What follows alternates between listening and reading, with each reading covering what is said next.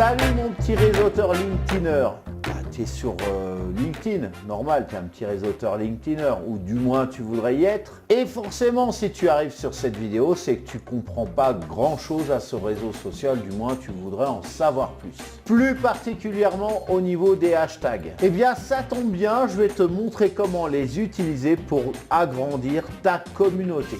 Alors, si tu ne me connais pas, si tu arrives totalement par hasard sur cette vidéo, je me présente, je m'appelle Cédric et je suis ton expert en growth hacking et monétisation de réseaux sociaux. Je vais lancer le jingle et tout de suite après, je te montre comment ça fonctionne. C'est satané, hashtag, c'est parti!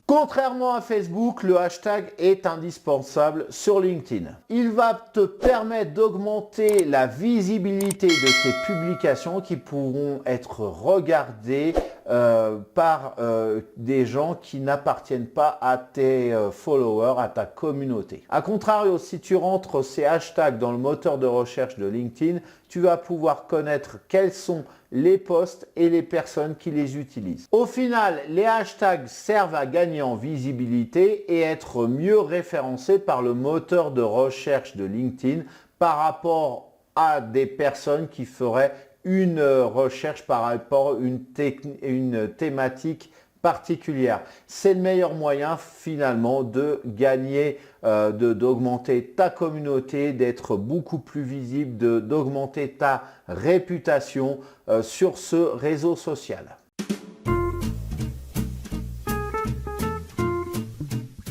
On passe maintenant face à mon écran et je vais te montrer comment on utilise ces fameux hashtags LinkedIn. Alors, je suis sur LinkedIn et je vais faire une recherche d'un hashtag en mettant le dièse devant, bien évidemment.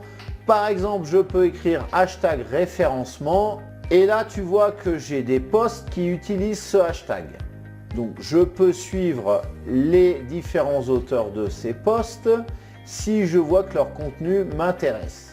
Si je retourne tout en haut, je peux cliquer sur le bouton ici pour suivre le hashtag référencement. Et si je fais ça, eh bien, je le retrouverai dans mon bandeau à gauche et ce qui me permettra de retrouver toutes les publications qui utilisent ce même hashtag. Bien entendu, l'algorithme de LinkedIn me fera des suggestions de publications dans mon fil d'actualité et en rapport avec ce hashtag, c'est-à-dire que régulièrement, je trouverai des publications en rapport avec le hashtag référencement.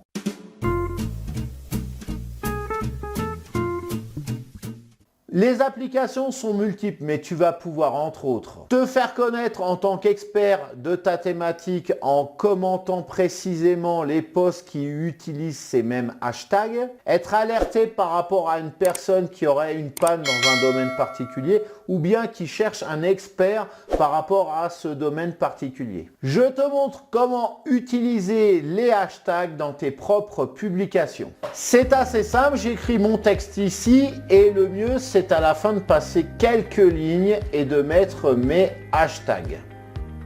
Je presse donc la touche dièse et écris mon mot. Il ne doit pas y avoir d'accent bien évidemment, ça c'est mieux, ni d'espace s'il s'agit d'une suite de mots. Tu vois que lorsque tu commences à écrire un hashtag, LinkedIn va te faire des suggestions que tu peux reprendre bien entendu.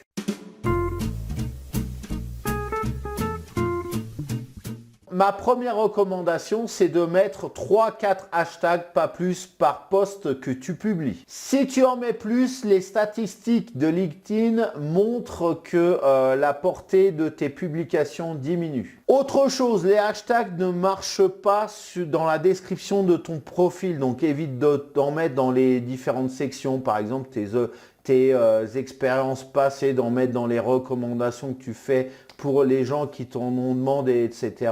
Voilà, c'est tes centres d'intérêt, ça marche pas, ça ne fonctionne pas, ça n'a aucun intérêt. Tu peux aussi créer ton propre hashtag, ça c'est pas interdit, hein, un hashtag personnalisé qui sera facilement identifiable par ta communauté et ainsi c'est le meilleur moyen pour te faire connaître sur ce réseau social. Mets-le sur ta bannière de profil ou bien encore dans une bannière, dans une photo d'un post que tu publies en expliquant de quoi il s'agit. Le meilleur exemple pour illustrer les hashtags personnalisés, c'est si tu fais des lives réguliers sur LinkedIn. Il te suffit de créer un visuel sur lequel tu mettras très clairement pour revoir les replays, hashtag Cédric Replays. Du coup, les gens n'auront qu'à utiliser ce hashtag pour retrouver tous tes anciens lives. Bien évidemment, utilise ce hashtag pour toutes les publications qui sont